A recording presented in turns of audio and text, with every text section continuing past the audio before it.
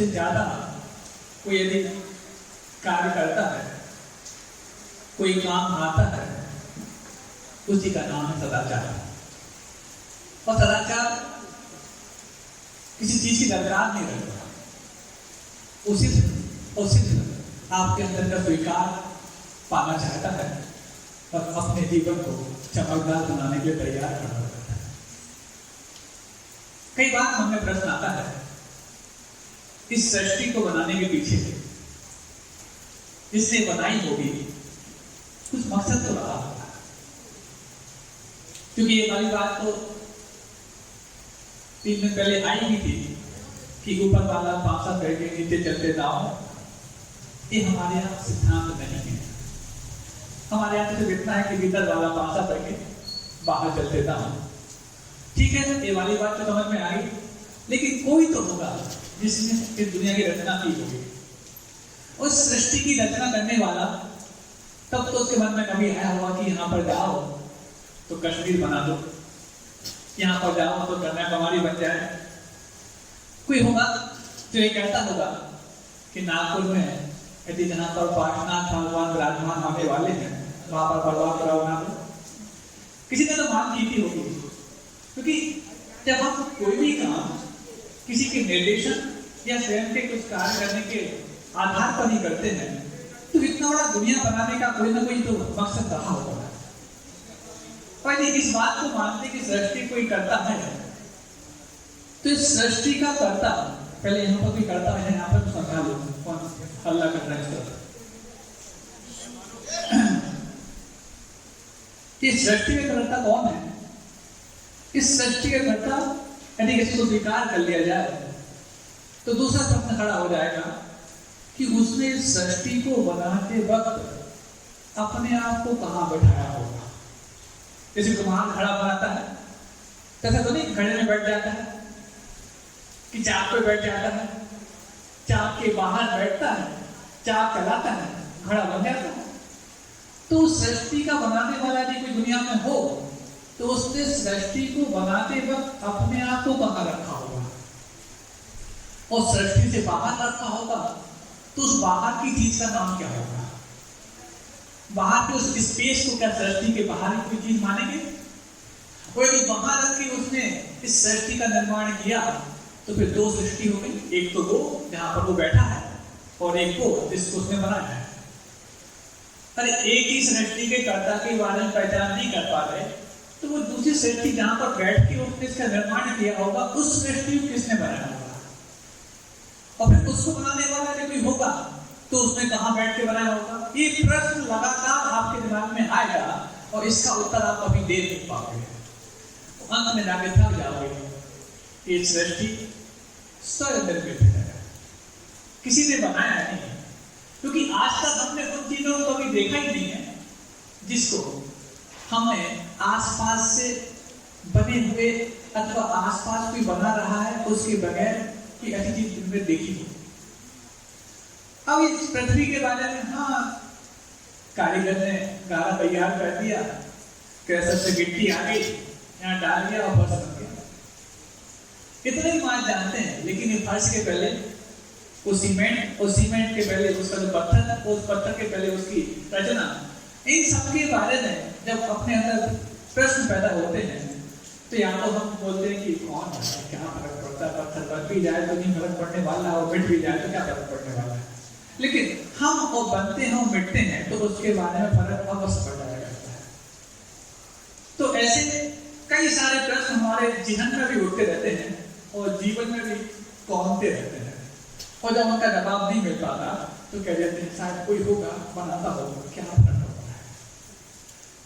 ये यदि किसी ने सृष्टि का निर्माण करने की यदि अंदर कुछ कवायद रची हो तो उसका कोई ना कोई मकसद भी पकड़ में आना चाहिए, और मकसद यदि पकड़ में नहीं आ रहा है तो क्यों है? जब किसी बिना कारण के हम कोई छोटी सी चीज का भी निर्माण नहीं करते तो इतनी बड़ी सृष्टि का निर्माण करने वाला अकारण कर गया हो, संभव है। और यदि कोई कारण है तो उसका इस कारण के पीछे उद्देश्य क्या होगा, या कौन सा कारण होगा जिससे सृष्टि का निर्माण करने की उसके मन में फितरत पैदा हुई हो। खेल करना चाहता, वीडियो गेम जैसे खेलते रहते ना। और आजकल तो बच्चे इस वीडियो गेम को खेलते खेलते इतने बिल्कुल कहना चाहिए अंधे हो जाते हैं कि सामने से कौन निकल गया देख नहीं पाते। आपको सुना है कि शहरों में रास्ता पार कराने वालों को किसी वृद्धों की लाठी पकड़ना होता हो या अन्यों का हाथ पकड़ना होता हो, ऐसा कम है वो मोबाइल जो चला रहे होते हैं उनको रास्ता पार कराने की जिद ज्यादा पैदा होती है, क्योंकि वो इतने गाफिल हो जाते हैं, इतने डूब जाते हैं कि आजू बाजू से गाड़ी निकल जाए तो कोई बात नहीं, लेकिन अपने ऊपर से भी गाड़ी निकल जाए तो उनको पता नहीं रहता। तो ऐसे उनको मोबाइल हाथ में रखने वालों को और फिर चैट डेट और सेटअप करने वालों के लिए रास्ता पार कराने की बहुत बड़ी आवश्यकता हर जगह हो गई है, चाहे वो शहर हो चाहे वो गांव हो। अब इनका अंधकार, इनका मोतियाबिंद कौन दूर कर पाएगा भगवान जाने, लेकिन ये समस्या तो अब पैदा हो गई है। उनके सामने से साधु भी निकल जाए तो उनको पता नहीं लग पाता। अभी 2-3 दिन पहले एक बात आई थी कि महाराज आपने जो कहा था कि भोजन बनाना पुरुषों का काम है, तो अब घरों में एक मुठभेड़ पैदा हुई कि महाराज ने कहा है कि भोजन बनाना पुरुषों का काम है, तो सारी बहनें अपने भाइयों को रहना देने लग गई, सारी महिलाएं अपने पुरुषों को रहना देने लग गई कि महाराज ने कह दिया ये काम तो पुरुषों का मुख्य है। तो ये नहीं कहता कि आपका है नहीं है, और ये मतलब की बात जल्दी पकड़ लेते हैं, और जो मतलब की बात पकड़नी चाहिए तो उसके बारे में सोचते रह जाते हैं। तो बड़े पुरुष लोग आके हमसे बोलते बोले महाराज आपने बड़ी समस्या पैदा कर दी। क्या समस्या हो गई? वो सारे घर में महिलाएं बोलने लग गई, वो बताती है देखो यूट्यूब पे पड़ा हुआ है, महाराज स्वयं अपने मुख से बोला कि नहीं भोजन बनाना तो पुरुषों का काम है। तो भैया पुरुष लोगों को घबराने की आवश्यकता नहीं है, भोजन बनाना आपका मुख्य काम है, लेकिन आप अपने मुख्य काम को भूल रहे थे, इसलिए याद दिलाना हमारा मुख्य काम था। इसका मतलब ये नहीं था कि एक लोग काम छोड़ करके अनुपमा में लग जाना मुख्य काम है। आप बोलो महाराज जब अनुपमा की बात ले आते रोज रोज लाते हो, कम से कम आपको याद तो रहे कि आपका मुख्य काम क्या बचा हुआ है। ऐसी बातें चलती रहती हैं। ऐसी उस सृष्टि के निर्माण करने वाले ने कहाँ बैठ करके सृष्टि का निर्माण किया होगा, और जब सृष्टि का निर्माण कोई करने वाला हमारे लिए सूझता नहीं है तो फिर सोचना है कि हमने अपनी स्वयं की सृष्टि का निर्माण कैसे किया होगा। और सृष्टि का मतलब इस संसार का मतलब कोई स्पेस का नाम संसार नहीं है, क्योंकि इसी स्पेस में जो 3 लोग हैं, इसी स्पेस में मोक्ष भी है। इसी 3 लोग के भीतर संसार है, उसी 3 लोग के भीतर मोक्ष है। ये बात अलग है कि 3 लोग के सबसे ऊपर जिसको आप सिद्ध सदा बोलते हैं उसको मोक्ष बोल देते हैं, और उसके नीचे उसको संसार मान लेते हैं। लेकिन ये आपकी भूल है, जहां पर सिद्ध सदा है वहां पर भी संसार है, और जहां पर आप संसार बोलते हैं वहां से भी मोक्ष जाने वाले होते हैं। क्यों? उसी सिद्ध सदा में जहां पर सिद्ध परमेश्वर विराजमान है वहां पर निगोदिया जीव भी भरे हुए हैं, और सिद्धों के आत्मा के प्रदेशों के निगोदिया जीवों के शरीर और आत्मा के प्रदेश आर पार हो रहे होते हैं, लेकिन सिद्धों का सुख का अनंतवान हिस्सा भी उन निगोदियों को नहीं मिल पाता, और निगोदियों के दुख का अनंतवान हिस्सा भी सिद्धों को फील नहीं हो पाता। जानकारी तो पूरी हो जाती है क्योंकि केवल ज्ञान के पास है। तो फिर कौन है जो हमारे लिए संसार में रहने को मजबूर कर रहा है? कौन है जो मेरे दिमाग को डाइवर्ट कर रहा है? कौन ऐसी अदृश्य शक्ति है जो मैं डिसिप्लिन होना भी चाहता हूं तो मेरे लिए डिसिप्लिन होने नहीं देता? और कौन है जब मैं अच्छा काम करना चाहता हूं तो अच्छा काम करने से रोक देता है? कोई ना कोई तो होगा जो हमें बरगलाता है, कोई ना कोई तो होगा जो हमें गाफिल करते रहे। जैसे बच्चे होते हैं ना, जब किसी को कुछ मस्करी सूझती है, किसी अपने फ्रेंड को गिराना है तो क्या करता है वो, देख देख देख सामने कोई आना, उसने देखा और पीछे से एक कंधे फंसा है, वो गिर गया। तो ऐसी कुछ अदृश्य शक्ति होगी जो मेरे लिए अपने आपे से बाहर जाने को पहले मजबूर करती होगी, और फिर उसके बाद जैसे मैं बाहर जाता हूँ मुझे गिरा देती होगी। कौन है? और ये अदृश्य शक्ति हर व्यक्ति के पास अपनी स्वयं की है। सुनना चाहोगे वो कौन है?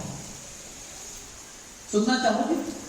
सुनने में आ रही बारिश आ गई, ये बारिश भी आपकी खूब परीक्षा करती है कि जैसी शाम होती है और बारिश अपना काम शुरू कर देती है, लेकिन आप हर उस परीक्षा में पास हो रहे हो कि शाम को बारिश हो चाहे तूफान हो, हमें तो सदाचार क्लास में आना है, तो आते ही रहते हो।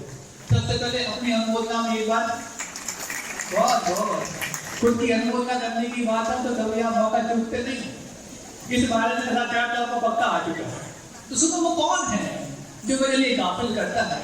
कौन है जो मेरे लिए आचरण के रास्ते बिगा देता है? कौन है जो मेरे लिए अंदर उन क्रोध मान माया लोग पे टक्कर कराता है? कौन है? तो वो और कोई नहीं, मेरी अपनी कषाय है। ये कषाय करती क्या है? डबल रोल पे करती है। एक तो आपको जहां आप देखना चाहते वहां से कहीं और दिखाती है, और जैसे ही आपने कहीं और देखा नीचे से टांग फंसा देती है और गिरा देती है। मतलब आपके श्रद्धा को भी डगमगाती है और आपके आचरण को भी डगमगा देती है। ये डबल रोल पे करती है आपकी कषाय। कौन सी कषाय करती है महारानी? सबसे पहले वो डबल रोल पे, ताकि उसको अपने आप से बाहर निकाल लें। चारों कषाय करती है। और यहाँ पर ऐसे आप बैठे हो, तेवर समझना कि कषाय आपसे बाहर चली गई है, कषाय को आप छोड़ करके आए हो। यहाँ पर भी आपकी चारों कषाय आपका पीछा नहीं छोड़ती है। और कुछ लोग तो अभी यहाँ पर भी सुनते सुनते आजू बाजू देख करके उन कषायों के आवेग में है। सबको देखता हूँ यहाँ से बैठ करके, कौन कहाँ देख रहा है, किसको देख रहा है, कहाँ देखना चाहता है, सब दिख रहा होता है यहाँ पर। क्योंकि सीसीटीवी कैमरे से मंदिर लगे, मंच पे भी लगे हुए, और वो उसका पूरा स्क्रीन हमारे सामने लगा होता है। हम देखते रहते हैं कि कहाँ गड़बड़ी हो रही है। तो सुनो, वो कहाँ किस कारण से हम बैठे हैं? सिर्फ यहाँ पर सदाचार के बारे में सुनने बैठे हैं। ये सुनने बैठने की भावना भी एक लोभ कषाय हो सकती है। ये अच्छा लोभ है, लेकिन कुछ लोगों के अंदर अच्छा प्राप्त हो जाए, कुछ लाभ हो जाए, इसका लोभ होता है। और कुछ लोग होते हैं, भाई कितने लोग तो बैठे हैं, हमें भी तो बैठना पड़ेगा, और कम से कम रविवार को बैठना अनिवार्य है, क्योंकि इस दिन तो हम कोई बहाना बना नहीं सकते। बाकी अन्य दिन तो बहाना बना सकते हैं। कल तो वीकेंड था, कल तो हमारे लिए बाहर जाना था, शनिवार को हम कहाँ आए थे? कहाँ गए थे? कोई डोमिनोज। सुना था हमारे कल एक कोई बड़ा सिंगर आया था। अब कौन सा सिंगर आया था, नाम तो सबको पता ही है। उसको देखने गए थे। कल जब बारिश कम थी, लोग कम आए थे। आज बारिश ज्यादा है, लोग आते रहेंगे, आते रहेंगे और आते रहते हैं। क्यों? ये कहीं ना कहीं हमारी कषाय हमारे लिए अपने उस लक्ष्य से भटका रही होती है।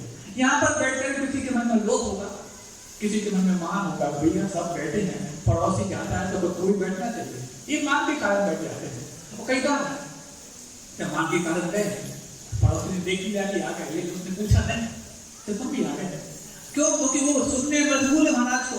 जब उसने नहीं पूछा तो इसको लगा कि हम सोचते थे यहाँ पर आएंगे तो वो देख तो लेगा और हमें आवाज देगा, उसने सब आगे बिती नहीं, सुनने वाला नहीं है।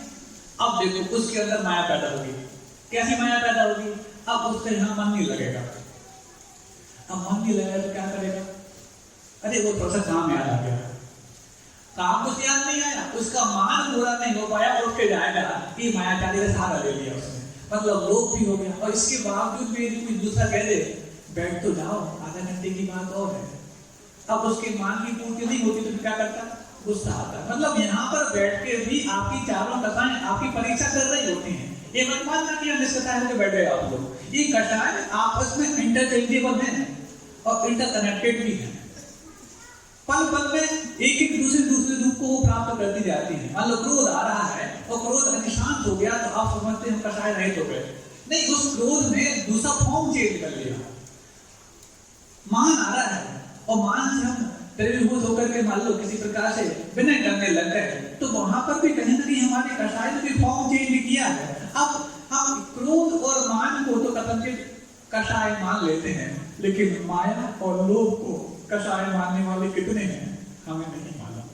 इस सभा में बैठे लोग भी कितने हैं जो माया और लोभ को कषाय मानते हैं, बल्कि लोभ को भी फिर भी मान लें कि लोभ एक कषाय होती है कि भैया जब नाम करने की बात आए तो लोग छोड़ना पड़ता, मतलब कषाय छोड़नी पड़ती है। लेकिन मायाचारी को छोड़ने के बारे में जरा सी भी किसी के अंदर जिद पैदा नहीं होती, बल्कि जितनी अच्छी माया का प्रदर्शन करते हैं उतना ही बड़ा अपने आप को एक्टर मानते हैं, कलेक्टर मानते हैं, क्रिएटर मानते हैं, डॉक्टर मानते हैं, मास्टर मानते हैं, लेकिन किसी प्रकार से अपने आप को रिफ्लेक्टर नहीं मानते अपने अंदर के भावों का। क्यों होता है ऐसा? ये कषाय ये हमारे जो सॉफ्ट कॉर्नर पर हल्का सा दर्द करती है और हम पिघला लगते हैं। कोई एक अचानक व्यक्ति हमारे पीछे से हाथ थप्पी दे दे, ये क्या करते हो? और जब सामने से कोई आ रहा हो पूसा लेकर के भी तब तैयार रहते हैं, देखते कितनी नमक हमारा है। तो ये कषाय सिर्फ हमारे लिए अचानक पीछे से बाहर करती है, और जैसे वो बाहर करती है वो बाहर किसी ऐसी जगह करती है जहां पर सबसे ज्यादा संवेदनशील स्थान होता है। और जब जैसे वहां बाहर किया उसने और हम उसके आवेग में आ गए, अब आवेग में आ गए तो उसको छुपाने के लिए हम उस कषाय की फॉर्म ही चेंज करते रहते हैं और बने कषायवान ही रहते हैं। हम समझते हैं कि कषाय हमें छोटी है, लेकिन कषाय अपना काम कर रही होती है। अब कैसे किया जाए? छोटा सा दृष्टांत याद आ गया। एक अधिकारी था और चूंकि अधिकारी है तो कोई भी उससे मिलने आया है तो उसको लगना चाहिए कि ये अधिकारी है। तो जैसे कि मिलने में आया उसने अपना उठा लिया, क्योंकि अपने आप को व्यस्त बताने का सबसे आसान उपकरण है, इसका नाम मोबाइल। व्यस्त रखना हो अथवा व्यस्त बताना हो तो शुरू कर दिया।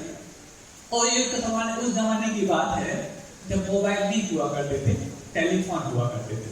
तो बस उसने टेलीफोन उठा दिया।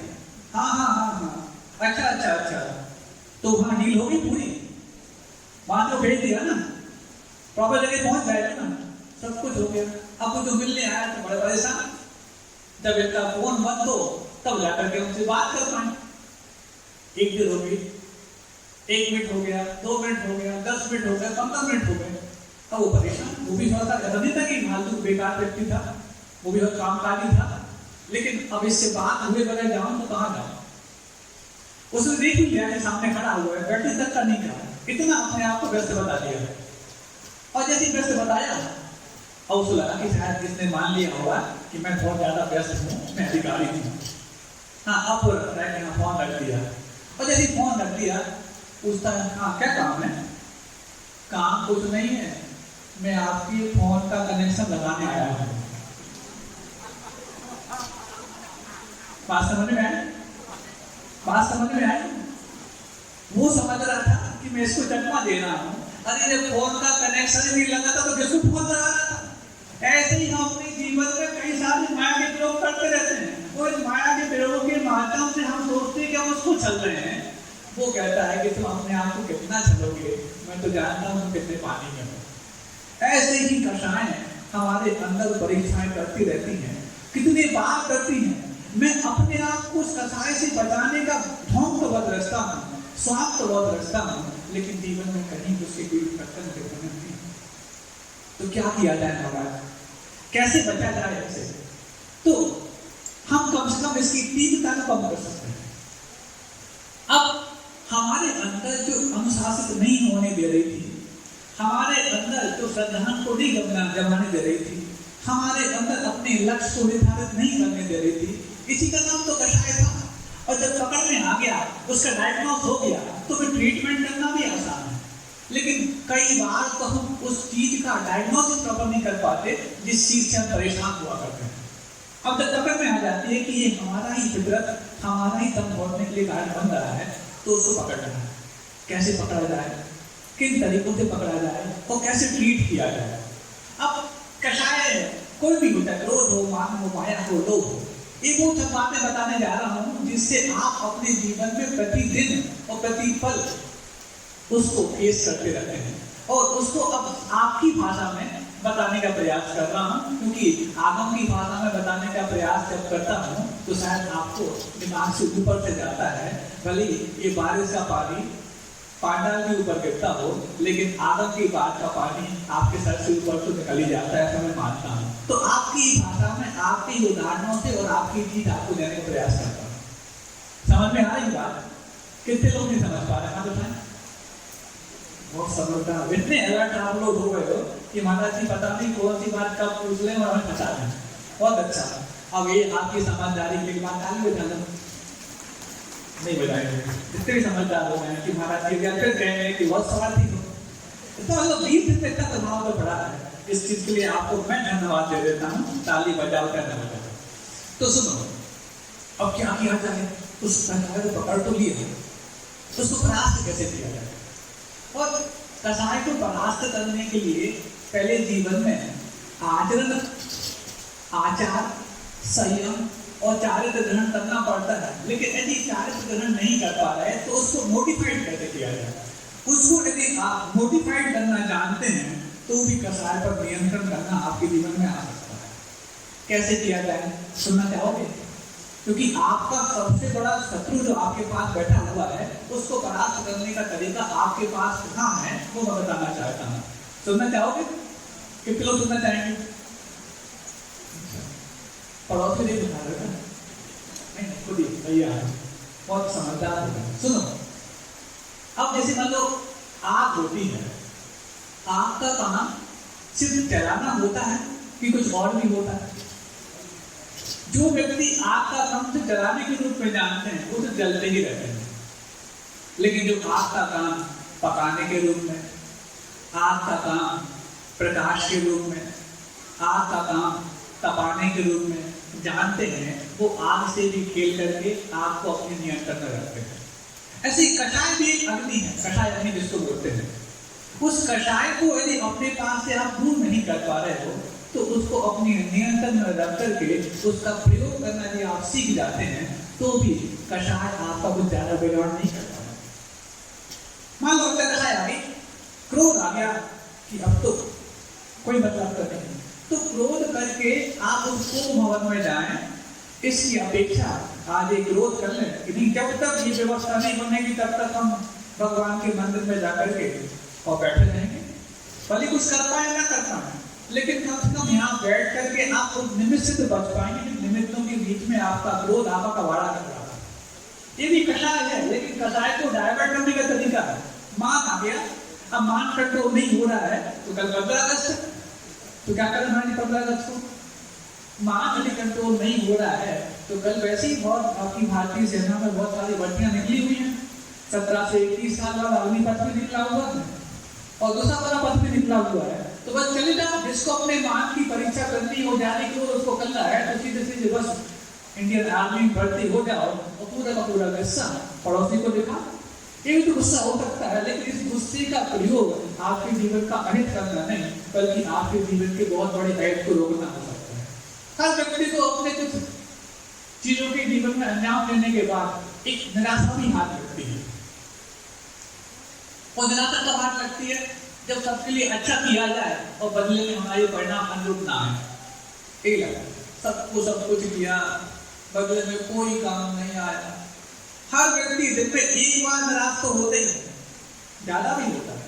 लेकिन उस निराशा को यदि आप वैराग्य में तब्दील करना चाहते हैं तो उसका एक ही मात्र तरीका है, उस निराशा, उस हताशा को छोटा सा कषाय का रूप दे दिया जाए। हालांकि कषाय से वैराग्य होता है क्या?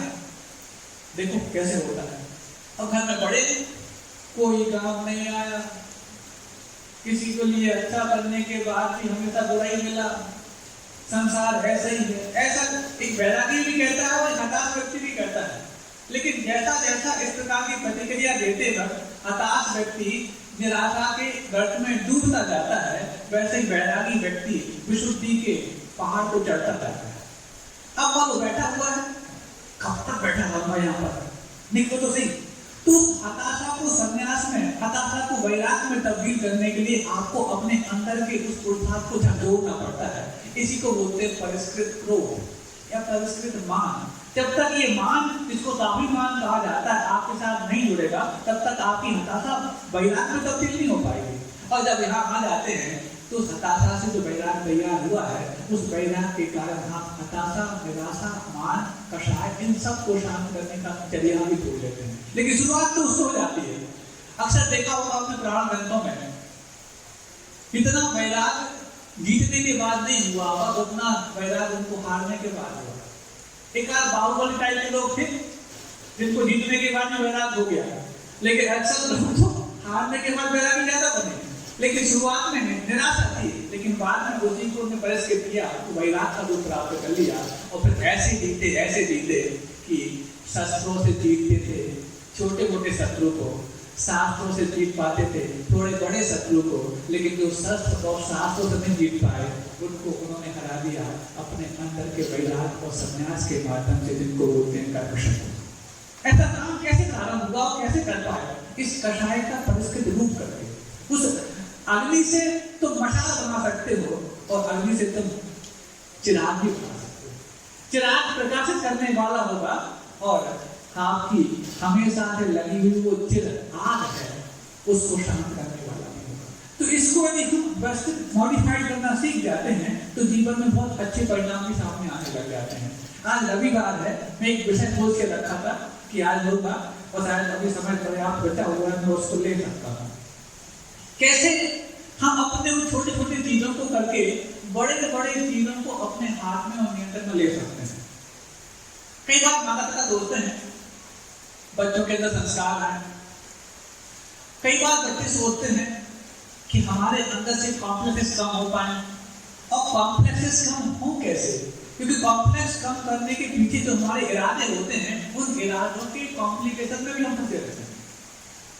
अब जैसे मान लो किसी के अंदर सुपीरियरिटी कॉम्प्लेक्स होता है, किसी के अंदर इंफीरियरिटी कॉम्प्लेक्स होता है, किसी के अंदर इनसिक्योरिटी कॉम्प्लेक्स होता है। कॉम्प्लेक्स समझते हो? जटिलताएं, कुटिलताएं ऐसी पड़ी रहती हैं, तो ये आपके ऊपर हावी होने का प्रयास करते हैं।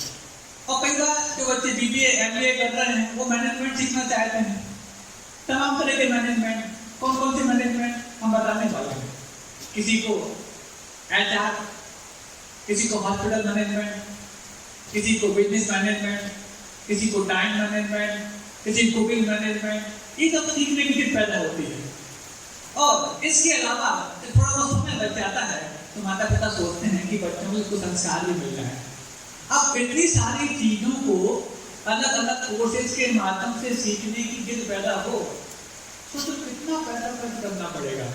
लेकिन इतने सारे पैसों को खर्च किए बगैर और इन सब चीजों को कंट्रोल करना और फेस करके और अपने नियंत्रण में लेना, यदि आपको एक छोटी सी चीज से आ जाए तो क्या करोगे बताओ?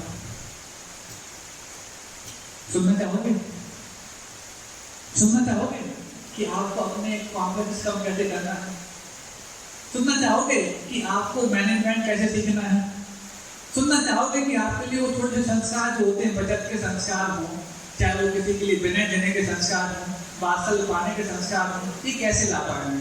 तो इन सबको किसी एक प्लेटफॉर्म पर यदि आप तैयार कर सकते हैं, उसी का नाम है आहार दान का प्लेटफॉर्म। बहुत अच्छी बात और बहुत नए तरीके से आज आपको सुनने को मिल सकती है यदि पूर्ण रहा और मौसम में साथ दिया तो।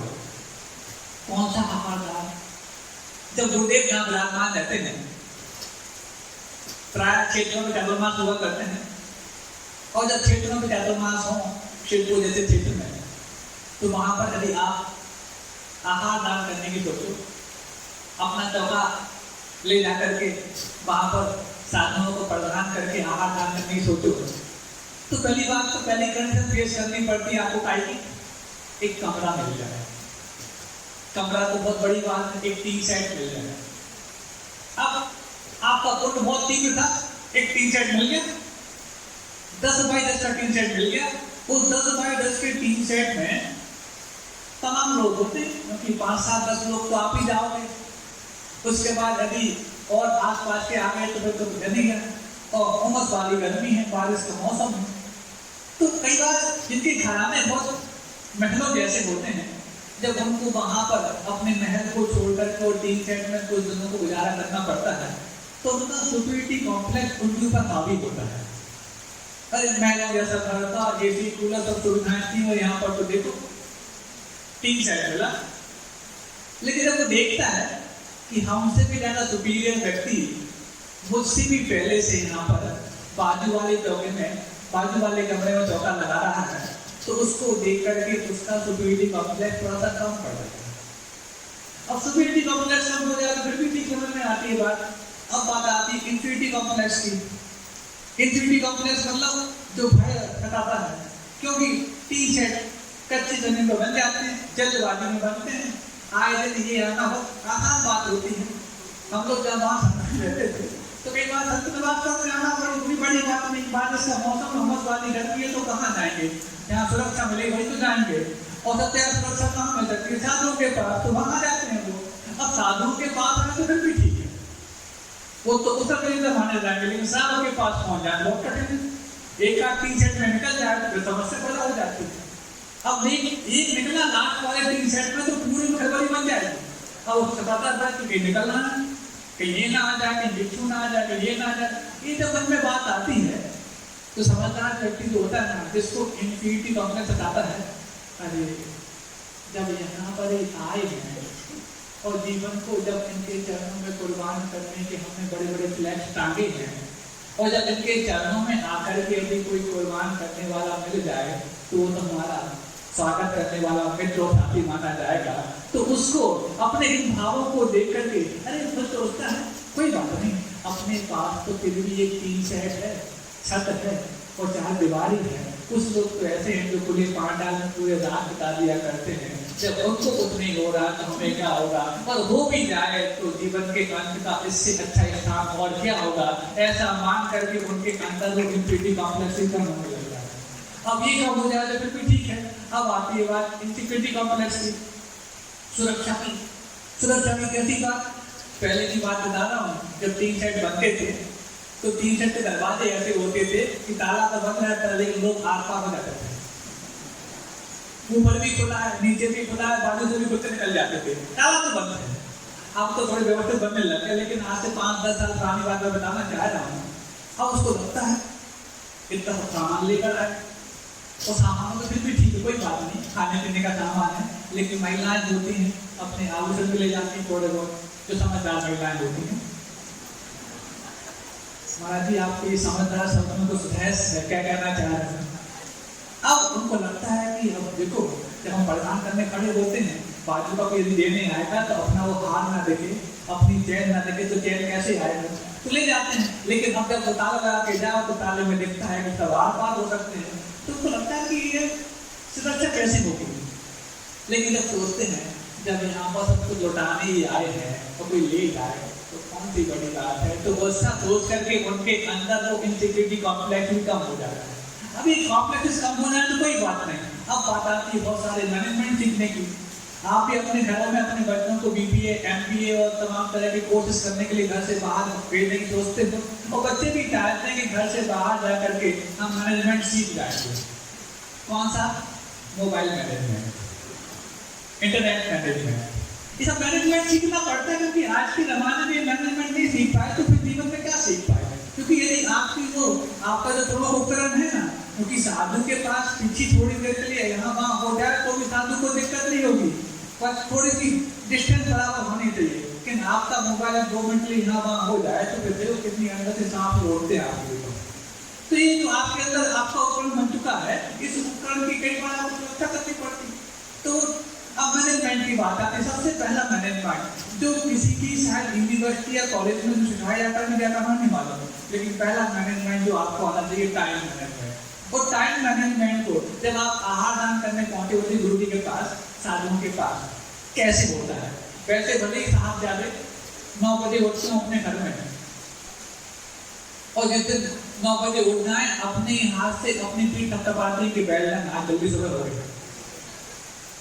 लेकिन वहां पर एनी हाउ एनी वे 9:30 बजे वो तैयार हो जाते हैं सारे सामान को व्यवस्थित करके, क्योंकि 1 सेकंड या 1 मिनट भी यदि हमने अपनी टाइमिंग नहीं मैच कर पाई तो 24 घंटे तक फिर इंतजार करना पड़ेगा टाइम को मिलाने के लिए। तो टाइम मैनेजमेंट का इससे बेहतरीन उदाहरण और कहाँ देखने को मिल सकता है, जब आप आहार दान कराने के लिए, आहार दान का प्रयोग करने के लिए घर से बाहर जाते हैं। टाइम मैनेजमेंट होता। अब हो गया कुकिंग मैनेजमेंट, तमाम कोर्सेज करते हो कुकिंग मैनेजमेंट के लिए आप। और वो जो आपका खाना खजाना में आता है ना, संजीव कपूर, महाराज आपको नाम कैसे पता रहते हैं? अरे आप सुनते रहते हो, पता रहते हैं, खाना खजाना भी रहता पता, और संजीव कपूर भी याद आ जाता है। तो संजीव कपूर जब किसी एक आध आइटम बनाना सिखाता है तो 10 बाय 10 की टेबल लेता है ये आइटम बनाना सिखाने के लिए, और यहाँ पर 10 बाय 10 का 3 सेट मिला है, 50 आइटम बन के तैयार हो जाते हैं बिना किसी नानुकुर के। और पैसे अपने घर में बच्चों को एक कप चाय बना के सिखाने की बात आए तो वो कहते हैं कि हम कैसे लिए मेड लगा लो, शेफ लगा लो, लेकिन वहां पर जब आहार दान करने आप पहुंचे होते हैं तो होड़ लग जाती है, अरे एक आध काम तो हमें छोड़ दो जो हम अपने हाथ से बनाई हुई चीज को साधु को अर्पित कर पाए। तो सोचो कुकिंग मैनेजमेंट का इससे बेहतरीन उदाहरण और आपको कहाँ देखने को मिल सकता है। तमाम कोशिश करने के बावजूद भी आप सीख पाओ मुश्किल हो जाता है, लेकिन इतने छोटे से प्रयोग में आप कुकिंग मैनेजमेंट सीख जाया करते हैं। अब कुकिंग मैनेजमेंट आ गया, अब क्या, अब मन में बात आती है कि तमाम मैनेजमेंट तो सीख जाते हैं लेकिन स्ट्रेस मैनेजमेंट नहीं आता, तनाव नियंत्रण कैसे हो, क्योंकि जब छोटा सा स्थान हो बहुत सारे लोग इकट्ठे हो जाते हैं तो फिर अंदर के जो भाव हैं संभालना बहुत मुश्किल होता है। स्ट्रेस मैनेजमेंट बहुत कठिन हो जाता है और बाजू का पड़ोसी वाला हाथ देने आ जाए, लेकिन वहां पर उस स्ट्रेस मैनेजमेंट को संभालने का सबसे अच्छा उपाय बनता है जब आहार हो रहे होते हैं। तो आहार होते वक्त वो व्यक्ति समझ जाता है कि ऐसा ना हो कि मेरे परिणाम के माध्यम से भी बिगड़ने वाला है। तमाम सब विपरीतताओं को झेल करके भी वहां पर कैसे मेरे परिणाम विशुद्धिमय बने रहे ताकि साधु के आहार साधन संपन्न हो जाए। एक बार दो बार जब बार बार ऐसे विपरीतताओं में अपने परिणामों को संभालने की हम प्रयास करते रहते हैं तो वही चोट हमारे जीवन में स्थायी बन जाती है, और स्थायी बन जाती है तो फिर हमेशा के लिए वो संस्कार हमारे जीवन में घर कर जाते हैं। और ये संस्कार को आपको अलग किसी प्रयोग में करने सीखने जाओ तो कितना मेहनत करनी पड़ती है आप ही समझते हो। अब टाइम मैनेजमेंट हो गया, स्ट्रेस मैनेजमेंट हो गया, कुकिंग मैनेजमेंट हो गया, अब बात आती है और कौन से मैनेजमेंट की, और कौन सी मैनेजमेंट की, बहुत सारे मैनेजमेंट और भी होते हैं। और इस स्ट्रेस मैनेजमेंट को सबसे अच्छे तरीके से यदि आप कंट्रोल कर सकते हैं, मैनेज कर सकते हैं, तो 3 गोलियां आपको दे रहे हैं, 3 टैबलेट्स। सुनना चाहोगे? अभी आपका रात्रि भोजन का भी त्याग हो तो भी आप खा सकते हो। हाँ हम बोल रहे हैं वो 3 टैबलेट्स कौन कौन सी हैं? पहला, पर हमारा निमित्त बन सकता है, करता नहीं, और हम भी पर के ज्ञाता बन सकते हैं, करता नहीं। पहली टैबलेट, क्योंकि जब भी अंदर तनाव होता है हम दूसरे को करता मान लेते, तुमने ऐसा किया, तुमने ऐसा किया। पर हमारा निमित्त बन सकता है, करता नहीं, और हम पर के ज्ञाता बन सकते हैं, करता भी नहीं, और निमित्त बनने का प्रयास ना करें। पहली टैबलेट। दूसरा, अकेले में अपने विचारों से सावधान, भीड़ में अपने शब्दों से। जब भी तनाव होता है, विचार तो 24 घंटे आते हैं, लेकिन जब अकेले होते हैं तो ऐसे विचारों से बचें जो आपको तनाव पैदा करते हैं। और 1 से 2 होते हैं, भीड़ होती शब्दों का प्रयोग होता है, लेकिन शब्दों का प्रयोग ऐसा किया जाए जो तनाव को हमें बचाता है। तो अकेले में अपने विचारों से सावधान और भीड़ में अपने शब्दों से। और तीसरा, दूसरों की बजाय अपने आप से अपेक्षाएं रखो, क्योंकि दूसरों से रखोगे पीड़ा मिलेगी, अपने आप से रखोगे प्रेरणा मिलेगी। जब भी हम अपेक्षा रखते हैं, दूसरों से रखने जाओगे आपको हमेशा पीड़ा ही देगी, लेकिन जब खुद से रखने जाओगे तो वो आपको हमेशा मोटिवेट करती रहेगी, प्रेरित करती रहेगी, प्रोत्साहित करती रहेगी। ये तनाव मैनेजमेंट, स्ट्रेस मैनेजमेंट को ठीक ठाक करने के जो 3 उपाय हैं, ये ऐसी टैबलेट्स हैं, कितनी भी गफलत के दौर में आप क्यों ना हो, आपका स्ट्रेस एकदम शांत होता है। अब ये सब मैनेजमेंट सीख है, उसके बाद क्या सीखा जाए? बहुत सारे संस्कारों को दिखाने की बात भी आपके मन में आती है। क्या सिखाने की बात आती है? अरे बच्चे बनाई नहीं करते, बच्चे कहते हैं बड़े वात्सल्य ही नहीं देते, जब भी कहते हैं कुछ सल नहीं देते रहते हैं, वात्सल्य तो देते ही नहीं है। अभी जो मन में भाव पैदा होते हैं, बड़ों की बच्चों से शिकायत है, छोटों की बड़ों से शिकायत है, तो ये इस शिकायत को भी दूर करने का मौका वहां मिलता है जहां पर आप आहार ग्रहण करने का प्रयोग करने गए हुए हैं। कैसे मिलता है? अक्सर जब भी साधु आहार के लिए जाते हैं आपके चौकों में, तो वैसे भले बड़ों की हुकूमत अपने घर में चलती हो, लेकिन आहार के समय बेटा आप आगे आओ नहीं करते। वो छोटा सा बच्चा भी क्यों ना हो, हाँ आप आइए। वैसे भले उस बच्चे को कभी आप सब सुनने का सौभाग्य ना मिला हो, लेकिन चौके से मिल जाता है, बेटा आप आइए, बेटा आप करिए। और एक सहज वात्सल्य उसका कहाँ से मिल जाता है भगवान जाने। अब यही तो है कि जहाँ पर उन भीतरागी शब्दों के सामने अच्छे क्रूर से क्रूर अभी क्रूरता कम हो जाती है, फिर तुम इतने क्रूर हो ही नहीं सकते। उनके सामने आपकी शालीनता आ जाए, कौन सी बड़ी बात है। ऐसे ही फिर जब फोटो की शिकायत होती है कि वास्तव नहीं मिलता तो वास्तव मिलने लग जाता है, क्योंकि बड़े जानते हैं यदि इस परंपरा को हमें आगे बढ़ाना है तो यदि इन बच्चों को आगे नहीं बढ़ाए तो ये परंपरा यही रुक जाएगी। हमने अभी तक अपने पूर्वजों से सीख कर इस परंपरा को आज तक लेकर आए हैं, लेकिन इनको आगे बढ़ाने के लिए पहले इन बच्चों को आगे बढ़ाना, इस सहज वास्तव का उदाहरण वहां पर बहुत आसानी से देखने को मिलता है। और जब विनय की बात आती है, बड़ों की शिकायत रहती है कि बच्चे विनय नहीं करते, तो बच्चे वहां पर अक्सर देखो, भले ही घर में डैड मॉम कुछ भी बोलते हो या कुछ भी नहीं है तो रख के बोलते हो, लेकिन वहां पर पिताजी, पापा जी, ये दादाजी, इस प्रकार के शब्दों का बच्चों का बड़ों के प्रति होना आसान होता है। क्यों? क्योंकि बच्चे ये देख रहे होते हैं कि जिन साधु की मैंने नवता भक्ति पूर्वक वंदना दी है, आहार दे रहा हूँ, उन साधु को ये न लगे कि मैंने इनकी विनय आर्टिफिशियल ली है। तो इस विनय को मैं रियल में जानता हूँ। ऐसे विनय का दूसरा परिचय और प्रमाण पत्र वो अपने माता पिता, अपने बड़ों की विनय करके वहां दिखाते हैं, और जब बार बार ये प्रयोग करते रहते हैं तो उनके अंदर विनय के संस्कार स्थायी हो जाते हैं, और ये विनय सीख गए और वात्सल्य आ गया। अब बात आती है बचत की। क्यों? क्योंकि बचत का संस्कार एक ऐसा संस्कार है जिस संस्कार ने ही कोरोना में पूरे विश्व की कमर तोड़ी, लेकिन भारत की कमर तोड़ने को बहुत मजबूर तो हुआ, लेकिन तोड़ नहीं पाया। क्योंकि यहाँ के बच्चों में और बड़े बड़ों में जो बचत के संस्कार सिखाए जाते हैं, वो बचत के संस्कार नहीं है जो 2 साल के इतने बड़े लॉकडाउन को झेलने में भी कामयाबी दिला है। ये बचत के संस्कार वहां देखने को मिलते हैं। कैसे देखने को मिलते हैं?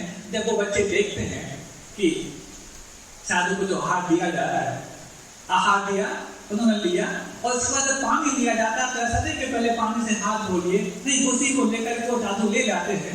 जब वो अपने हाथ में आए हुए एक कण को भी अनावश्यक नीचे नहीं डालते, वो उसको लेकर के पूरा अपने अंदर कर लेते हैं, तो उनके अंदर भी एक बात मन में जागती है, कम से कम आज तुम अपनी थाली में कुछ नहीं छोड़ेंगे। नहीं तो बड़ी बड़ी भोजनशालाओं में लोगों को माइक लेके बैठना पड़ता है कि अपनी थाली में कुछ ना छोड़ें, अपनी भूख को पहचाने, अपनी प्यास को पहचाने, मतलब उनको अपनी पहचान बताने के लिए एक माइक वाला चाहिए होता है। लेकिन जब यहाँ पर साधु को देखते हैं कि साधु अपने हाथ में आई हर चीज को दो करके वो अंदर ले लेते हैं, तो उनके अंदर एक बार बार संस्कार पड़ता है कि आज तो कम से कम अपनी थाली में नहीं छोड़ेंगे, क्योंकि वो देखते हैं कुछ लोग तो ऐसे होते हैं जो आपकी थाली में छूटी हुई चूहट को खा करके अपने आप को जिंदा रखेंगे।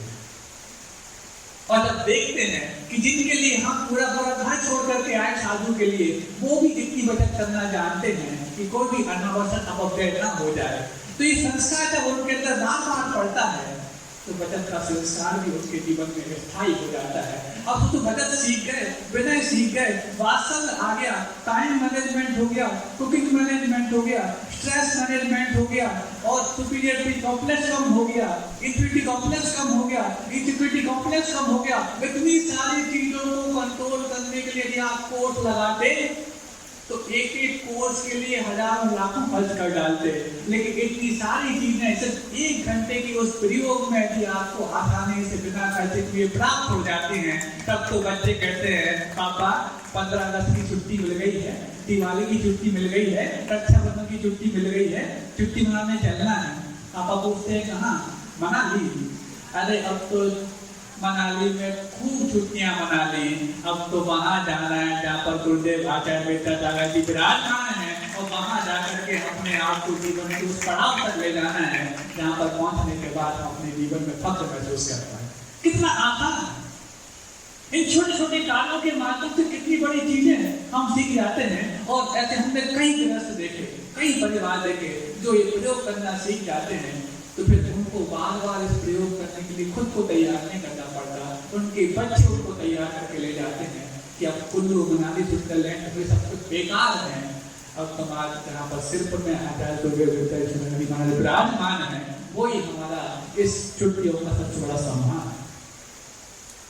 ऐसे जब हमारे कषायों पर हम अपना नियंत्रण करना चाहते हैं, तो कषायों पर नियंत्रण करने के लिए जिन्होंने कषायों को जीतने का प्रयास प्रारंभ कर दिया और पुरुषार्थ को आगे बढ़ा के ले गए हैं, उनके पास, उनके सानिध्य में, उनके आभा मंडल के इर्द गिर्द अपने आप को रख करके भी हम उन कषायों पर नियंत्रण कर सकते हैं। समय बस 2 मिनट बचा हुआ है, मैं छोटी सी बात और पूरी कर लूँ, लेकिन क्या करूँ, हमेशा समय कम पड़ जाता है। बात ज्यादा हो जाए। लेकिन कम समय में भी अच्छी समझ के साथ भी आप समझेंगे तो चीजें पूरी समझ में आ सकती हैं।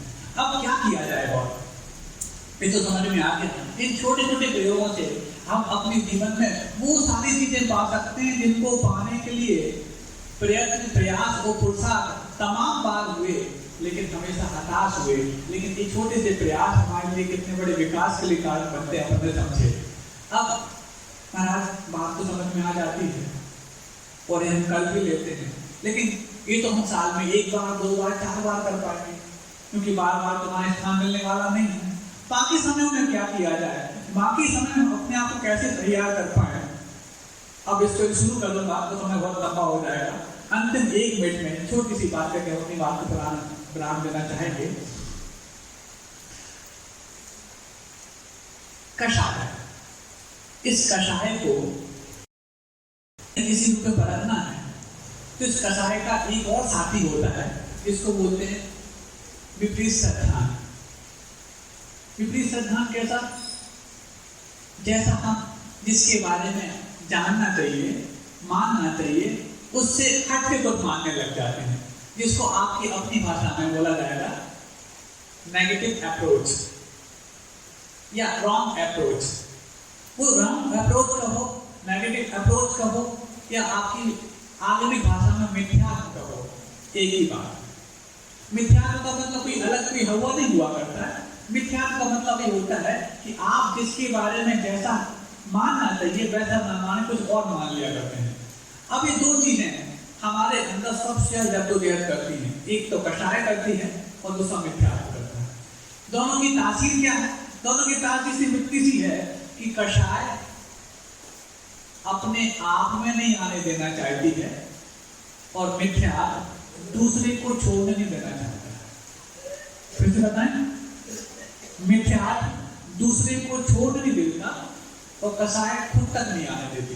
अब जब दूसरे को छोड़ नहीं पा रहे हैं तो खुद तक आ नहीं पा रहे हैं, तो फिर आप कहाँ रहोगे? आप समझ लो, ना आप किस तरफ जा पाओगे ना आप किस तरफ आ पाओगे। और जब इन दोनों से हम अपने आप को नहीं बचा पाते तो इसी मुठभेड़ में हमारा संसार तैयार खड़ा हो जाता है, फिर पुनः संसार बढ़ाने की प्रतीक्षा। अब इस संसार बढ़ाने की प्रतीक्षा अभी तक हमने की है, तो संसार की परीक्षा भी करनी पड़ेगी कि इसको कैसे व्यवस्थित किया जाए। धीरे धीरे छोटे छोटे उदाहरणों के माध्यम से अपन समझने का प्रयास करेंगे। जैसे आज मैनेजमेंट कॉम्प्लेक्सेस के माध्यम से बहुत बड़ी बात को आसान समझा, अब ऐसी कुछ बड़ी बड़ी बातों को कल हम फिर समझने का प्रयास करेंगे। लेकिन आपको ये समझ पैदा करने के लिए थोड़ा सा समय निकालना पड़ेगा, और सप्ताह में 1 दिन का समय आपके लिए नाकाफी है, क्योंकि बाकी 6 दिन इससे भी बड़ी बड़ी चीजें आपसे छूट जाती हैं। थोड़ा सा यदि 10-15 मिनट 45 मिनट का समय मिलता है यहाँ पर, इस 45 मिनट का समय भले आप यूट्यूब को सुन लोगे, लेकिन यूट्यूब को सुनने के बाद यदि जीवन में कुछ ज्ञान पैदा होता और सदाचार पैदा होता तो सारे यूट्यूबर सदाचारी बन जाते हैं। लेकिन जो यहाँ साक्षात उस आवा मॉडल में आपको प्राप्त हो सकता है, उसको जहाँ तक संभव हो सके पाने का प्रयास करें, क्योंकि ये चीजें आपकी पुण्य से यहाँ से निकल पा रही हैं। हम सोच कर कुछ नहीं आते, लेकिन यहाँ पर आपकी पुण्य ही हमारे लिए कुछ निकलवाने तैयार कर देता है। और उसमें सबसे बड़ा आशीर्वाद परम पूज्य गुरुदेव आचार्य विद्यासागर महाराज का हुआ करता है। अहिंसा परमो धर्म की, बोधि समाधि परिणाम शुद्धि, स्वात्मोपलब्धि शिव शब्द सिद्धि, चिंता मन चिंतित वस्तुदानी, कामन मानस ममास्तु देवी। अष्टमी 14 क्यों मनाई जाती है? क्यों? आखिरकार इसके पीछे क्या वैज्ञानिक तथ्य हैं? सुनना चाहो तो कल